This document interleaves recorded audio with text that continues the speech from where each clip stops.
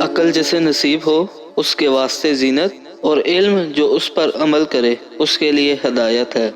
سب سے پہلی عبادت یہ ہے کہ انسان مصیبت میں صبر کرے، اللہ تعالیٰ کی طرف سے مدد کا منتظر رہے۔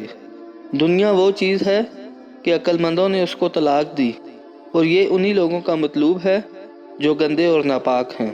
حاسد کو کسی سے دوستی نہیں، اور خائن سے کبھی وفا نہیں ہوتی۔ زید اس کا نام ہے جو چیز موجود ہو، جب تک وہ ختم نہ ہو کسی دوسری چیز کی طلب نہ کرے۔